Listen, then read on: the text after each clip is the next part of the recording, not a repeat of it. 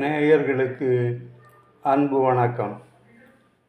அறிவியல், ஜோதிடம், ஆன்மீகம் என்கிற தொடரில் அடுத்த பகுதி. இந்த பகுதியில் சில முக்கியமான ஜோதிட ரகசியங்களை புராணங்கள் வழியாக உங்களிடம் பகிர்ந்து கொள்ள இருக்கிறேன். அதாவது பல ஆயிரம் ஆண்டுகளுக்கு முன்பு நமது முன்னோர்கள் கண்டறிந்த அறிவியலை மக்களிடம் சொல்லும்போது கதையாக உருவாக்கினார்கள். இதுதான் இந்த அறிவியல், ஜோதிடம், ஆன்மீகம் என்கிற தொடரில் தொடர்ந்து சொல்லிக்கொண்டு வருகிற ஒரு கரு. அதாவது ஒரு அறிவியலை அவர்கள் அறிவியலாக வெளியிட்ட காலம் போக சில ஆயிரம் ஆண்டுகள் வந்தவர்கள் அதனை கதைகளாக உருமாற்றி கொடுத்து விட்டார்கள். ஆக நமக்கு கதைகள் கிடைத்ததற்கு முன்பே இந்த அறிவியல் நமது முன்னோர்களுக்கு தெரியும். அப்படிப்பட்ட ஒரு அறிவியல் குறிப்புகளிலிருந்து தான் இந்த மகாபாரதம், இராமாயணம் போன்ற இன்னும் மற்ற புராணங்கள் எல்லாம் உருவாகின. இப்பொழுது நாம் இதற்கு முந்தைய தொடரில் அட்சய திருதியின் சக்தியை பற்றி பேசினோம். அட்சய திருதியை என்பது சூரியன் உச்சமடையும் சித்திரை மாதம் என்பது மட்டும் இல்லாமல் சந்திரன் உச்சமடையும் ரிஷபராசி, அதாவது 3ஆம் நாள் திருதியை, அதோடு மற்ற வேறு சில கோள்களுடைய உச்சங்களும் கலந்துதான் அது மிகப்பெரிய மக்களுக்கு நன்மைகளை செய்கிறது என்கிற பொது கருத்தில்தான் அட்சய திருதி என்று சிறப்பித்து சொன்னார்கள். இதற்கு முன்பு சூரிய சக்தியை பற்றி சென்ற வாரத்தில் பார்த்தோம். சூரிய சக்தி தான் அரசை ஆளும். சூரிய சக்தி எங்கே யாருக்கு குறைகிறதோ அவர்கள் அரசாள முடியாது. அதாவது தங்கள் வீட்டிலேயே கூட தாங்கள் தலைவர்களாக இருக்க முடியாது என்கிற அளவுக்கு அந்த சூரிய சக்தியினுடைய ஆதிபத்தியம் இருக்கிறது. சூரியன் பலமாக உள்ளவன். 4 பேருக்கு இருக்கிற இடத்துல ஒருவனுக்கு கூடுதலான சூரிய சக்தி இருந்தாலும் அவன் அங்கே தலைவன் ஆகிவிடுவான். அதுபோல் சூரிய சக்தியை பற்றி பேசிவிட்டோம். இப்பொழுது சந்திர சக்தி என்று பார்ப்போம்.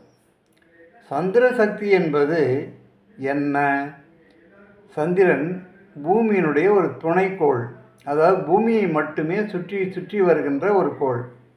ஆனால் பூமியை சுற்றி வருகின்ற காலங்களில் வானமண்டலம் முழுவதையும் சுற்றி வருகிற ஒரு கோள் சந்திரன். மற்ற கோள்கள் எல்லாம் வானமண்டலத்தை சுற்றி வருகிற பொழுது பூமியோடு சேர்ந்து சந்திரன் அவைகளை சந்திக்கிறது. அதாவது சந்திரன் தான் பிற கோள்களிலிருந்து கிடைக்கின்ற கதிர்களை தன்னுள் வாங்கி அதை பூமிக்கு அனுப்புகிறது. விண்வெளியில் உள்ள பிரபஞ்சத்தில் உள்ள நட்சத்திரங்கள், கோள்கள், மற்ற எல்லா அமைப்புகளையும் தனக்குள் வாங்கி அதை பூமிக்கு பிரதிபலிப்பது சந்திரன். அந்த சந்திரனை வைத்துதான் பூமியில் உயிரினங்கள் உருவாகின்றன, உடம்புகள் உருவாகின்றன, அதுதான் ஜாதகமாக உருவாகின்றன என்பதெல்லாம் ஒரு பக்கம். இந்த அடிப்படையை, அதாவது மகாபாரதத்தில் காலத்தில் மிகப்பெரிய ஜோதிட நிபுணர்கள் இருந்திருக்கிறார்கள் என்பதற்கு தான் சகாதேவன் ஒரு உதாரணம். அதாவது சாஸ்திரங்களில் வல்லவர்கள், 3 காலங்களையும் அப்படியே தத்ரூபமாக காட்டக்கூடியவர்கள் என்கிற அளவுக்கெல்லாம் அப்போதே கலைகள் இருந்தன. அந்த கலைகளின் அம்சமாக சந்திரனை பற்றி சொல்ல வந்தார்கள். சந்திரனை பற்றி சொல்லுகிற பொழுது ஒரு தாய், சந்திரன் என்பது பெண் கிரகம். சந்திரன் என்பது தாயாகவும் வருகிறது, மனைவியாகவும் வருகிறது, தங்கையாகவும் வருகிறது. ஆக மொத்தம் ஒரே சக்தி. சந்திரன் என்பது ஒரு பெண் சக்தி. அந்த பெண் பல பருவங்களில் பல நிலைகளில் வாழ்கிறாள். இப்பொழுது குந்தி தேவி என்கிறதை சந்திர சக்தியாக கொள்ளலாம். அதாவது மகாபாரத கதையின் எல்லா பகுதிகளிலும் ஒரு வித்தியாசமான பிறப்பு இலக்கணங்கள் இருக்கின்றன. நன்கு கவனித்தால் தெரியும். எந்த பிறப்பும் இயற்கையாக பிறந்ததாக எந்த கதாபாத்திரமும் இருக்காது. எல்லாவற்றிலும் ஒரு பிறப்பு பற்றிய ஒரு குறிப்புகள் இருக்கும். அப்படி குந்திக்கு கர்ணன், அதாவது சூரியனுடைய அம்சமாக பிறந்தான். அதுபோல் சூரியனும் சந்திரனும் அங்கே ஒன்று சேர்கிற பொழுது அது அமாவாசை பொழுது. அமாவாசை என்பது உலகத்துக்கு தெரியாத ஒரு நேரம். அது சந்திரன் உலகத்துக்கு தெரியாத நிலை. அந்த குறிப்பை தான் அங்கே உலகத்துக்கு தெரியாமல் அந்த குந்தி கர்ணனை பெற்றுவிட்டாள் என்று வரும். அந்த அமைப்பு கதையெல்லாம் அது வேறு வகையான கதைகள். அதை நாம் விரிவாக பிறகு பார்க்கலாம், அல்லது பலருக்கு தெரியும். இப்போது நாம் தொடங்கிய பகுதிக்குள் வருவோம்.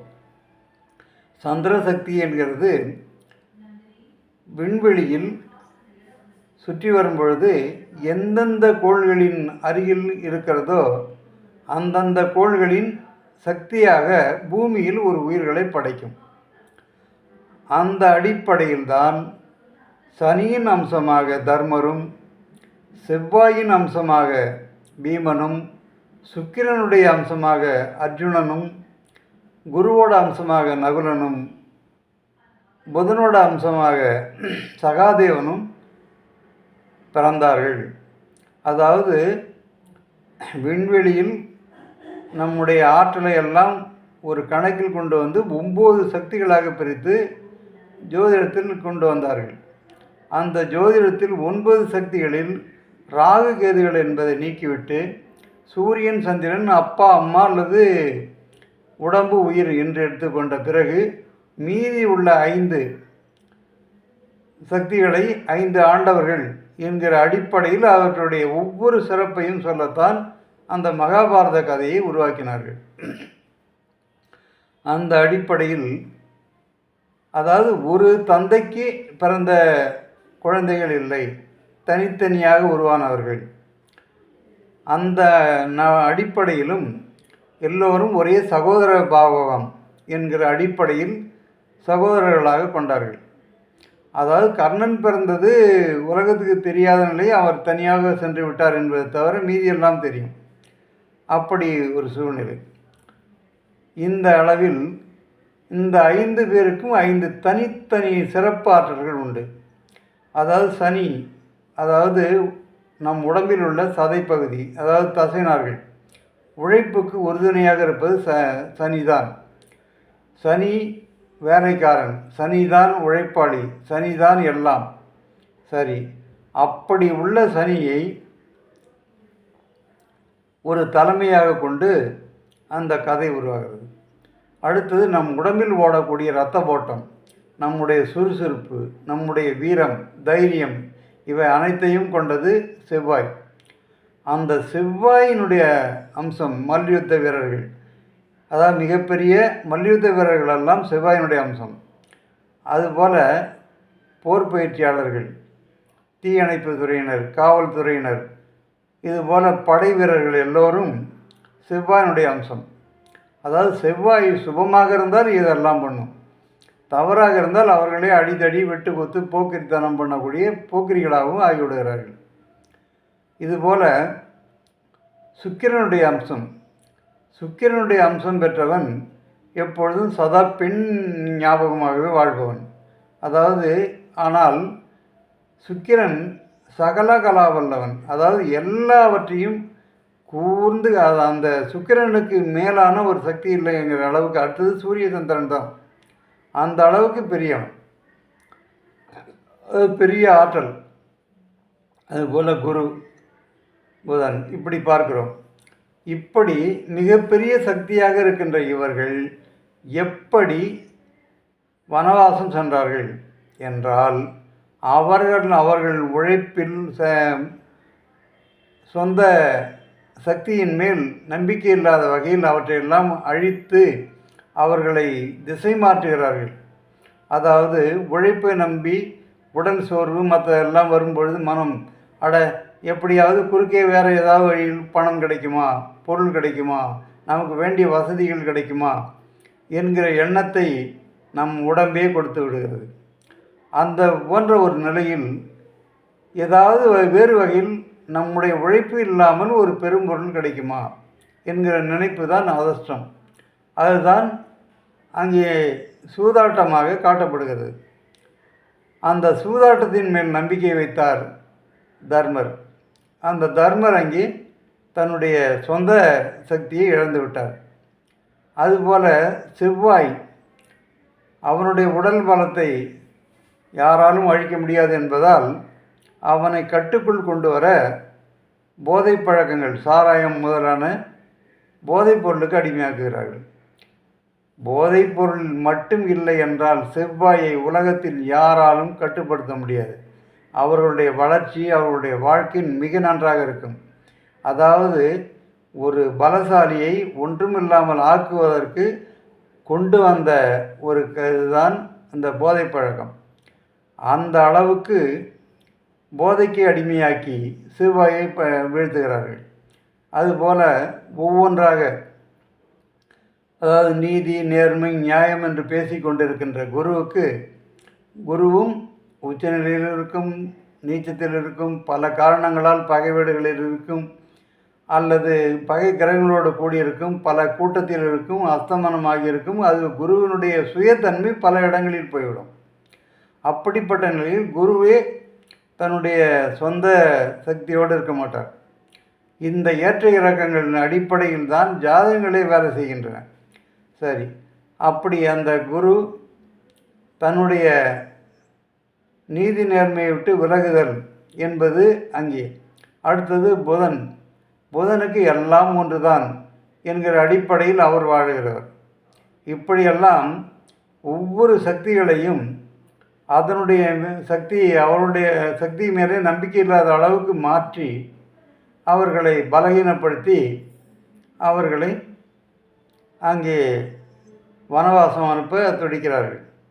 இப்பொழுது இன்னொரு குறிப்பு, இந்த 5 பேர்களுக்கும் ஒரே மனைவி என்று ஒரு பாஞ்சாலி, திரௌபதி என்றெல்லாம் சொல்லுகிற ஒரு கதாபாத்திரம் இருக்குது.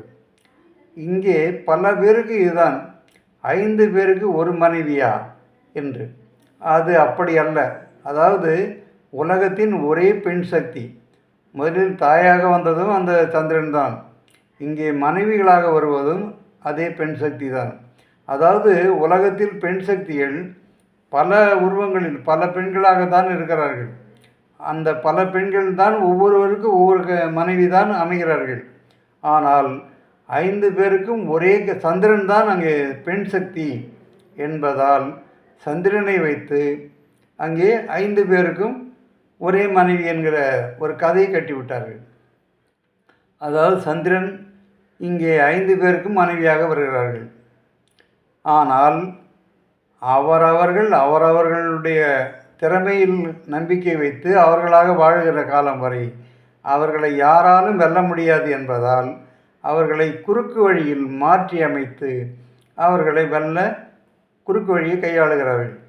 அந்த அடிப்படையில் அவர்கள் சுயபலம் இழக்கிறார்கள், எல்லாவற்றையும் பொருள் இழக்கிறார்கள், நாட்டை இழக்கிறார்கள், வனவாசம் சென்று விடுகிறார்கள்.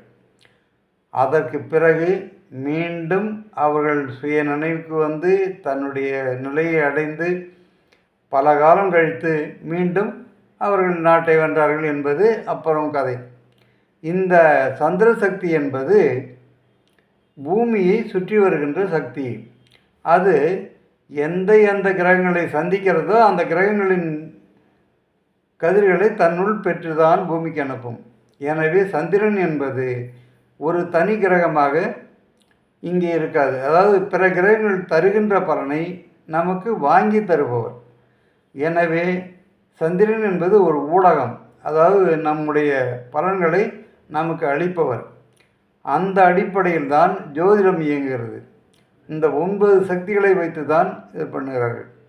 இப்படி இருக்கும் பொழுது ஒரு கர்ப்பத்தில் 100 குழந்தைகள் என்கிற கான்செப்ட் எதை குறிக்கும்? அதாவது எந்த கரு, ஒரு பழம் என்று எடுத்துக்கொண்டால் மாம்பழத்தில் ஒரு கொட்டை தான் இருக்கும், ஒரு விதை, ஒரு தேங்காய், மற்றது இதுபோல் பல விஷயங்களில் ஒரு பழத்தில் ஒரு விதை இருக்கும். அதுவே சில பழங்களில் 2, 3, 4 என்று கொஞ்சம் இருக்கும். அவரை, துவரை போன்றவற்றிலெல்லாம் 3, 4 பருப்புகள், அதாவது விதைகள் இருக்கும். ஆனால் அதையும் கடந்து ஒரே ஒரு கனியில் 100 விதைகள் என்பது ஆலம் விதை முதல் பூசணிக்காய் வரை ஒரு பழத்தில் ஒரு காயில் நூற்றுக்கணக்கான விதைகள் உருவாகும். அந்த நூற்றுக்கணக்கான விதைகள் ஒரு கற்பத்தில், ஒரு காயில் 100 விதைகள் உருவாகி 100 குழந்தைகள் உருவாகி விடுவது போல 100 செடிகள் உருவாகும். அந்த ஆற்றலை தான், அதாவது இது ராகு கேதுவின் அம்சம். ராகு கேது என்பது எண்ணிக்கையில் அடங்காத நிறைய விதைகளை கொண்டது, நிறைய கருவை கொண்டது என்பது அங்கே. அதுபோல் அத்திப்பழம், ஆலம்பழம் மற்ற எல்லாம் அந்த இனத்தில் சேரும். அதிக விதையுள்ள இவைகளெல்லாம் ராகு கேதுவின் அம்சங்கள். இப்படி அந்த கிரக சக்திகளை ஒரு கதாபாத்திரங்களாக கொண்டு வந்தார்கள். அவ்வளவுதான். அதாவது 100 விதைகள் உருவாகி 100 கொடிகள் ஓடி பெரிய அளவில் படரும்போது அது நாட்டையே பிடித்து கொள்ளும், அந்த அளவுக்கு தான் இருக்கும். ஆனால் அவைகளின் காலம் ஒரு மாமரம் போல நின்று நிலைத்து பல காலம் வாழ முடியாது. அது போன்ற தன்மைகளை தான் இங்கே பகுத்து கொடுக்கிறார்கள். அதாவது மீண்டும் அவர்கள் அந்த சூரிய சக்தியை, உடல் சக்தியை, இழந்த சக்தியை எல்லாம் அடைந்து பிரிந்து மறுபடியும் அடைந்து அரசாட்சியை பெறுகிறார்கள். அர்ஜுனனுடைய கதையிலேயே ஒரு சின்னது, அதாவது அவனுடைய சுக்கில பலம் என்கிற ஆண்மை தான் அவனுடைய வீரம், அது சுக்கிலம். அதைவே ஒரு நேரத்தில் அவன் இழந்து 1 வருட காலம் பேடியாக வாழ்ந்தான், அதாவது ஆண்மை அற்றவனாக வாழ்ந்தான் என்பதுதான் அந்த கதையினுடைய அம்சம். அதன் பிறகு தபோபலம் பெற்று மீண்டும் உடல் பலம் பெற்று அவன் நாட்டை ஆளுகிற அளவுக்கு போரில் வென்று வந்தார்கள் என்பது கதை. இப்படி சந்திர சக்தி என்பது 5 பேருக்கும் ஒரு தாய், 5 பேருக்கும் ஒரு மனைவி என்று சொல்லிவிட்டார்களே தவிர அங்கே 5 பேருக்கும் ஒரே ஒரு மனைவி என்பது அர்த்தமில்லை. அங்கே சந்திர சக்தி என்பதை கொஞ்சம் தெளிவாக புரிந்து கொண்டால் இந்த கதையில் எந்த குழப்பமும் இருக்காது. ஆக மொத்தம் அந்த 5 சக்திகளை அவர்கள் சுயபலத்தில் இருக்கும் பொழுது எவராலும் வெல்ல முடியாது. ஆனால் அவர்களை அழிப்பதற்கு ஒவ்வொருத்தருக்கும் அவருடைய சுயத்தின் மீது, அவருடைய சுயத்தன்மையில் நம்பிக்கை இல்லாத அளவுக்கு அவர்களை மாற்றி அமைக்கத்தான் அதர்ஷ்டத்தை நம்புவது, தவறான வழிகளில் பயன்படுத்துவது, மற்ற பொருள்களின் மீது ஆசைப்படுவது, அதாவது போதைப் பொருள்களுக்கு அடிமையாவது, இப்படியெல்லாம் அவர்களுடைய சக்திகளை இழந்துதான் போனார்கள் என்பது. அதை தான் இன்று வரை உலகம் கையாண்டு கொண்டு வருகிறது. அதாவது இந்த கதையினுடைய அர்த்தமே, நீயாக இருக்கும் வரை உன்னை யாராலும் ஜெயிக்க முடியாது. அதை நீ எப்போது இழக்கிறாயோ அப்பொழுதுதான் எல்லாம் உன்னை விட்டு போகிறது. அதாவது பிறக்கும்போது சில கிரக நிலைகள் குறைவாக இருக்கலாம், அதை அடைய பல வழிகள் இருக்கிறது என்பதுதான் இவரின் மூலம் சொல்லுகிறார்கள். ஆக இங்கே சந்திர சக்தி என்பது பூமியில் தாயாகவும் தாரமாகவும் தங்கைகளாகவும் உலகில் உள்ள அத்தனை பெண் உருவங்களாகவும், பெண் சக்தி என்பது முழுவதும் சந்திரன் என்றாகிறது. இது ஜோதிடத்தினுடைய தாத்பரியம். ஆக நன்றி, வணக்கம். அறிவியல் ஜோதிட நிலையம், திருமழிசை, ஜோதிட குரு சு. செம்பையா. வணக்கம்.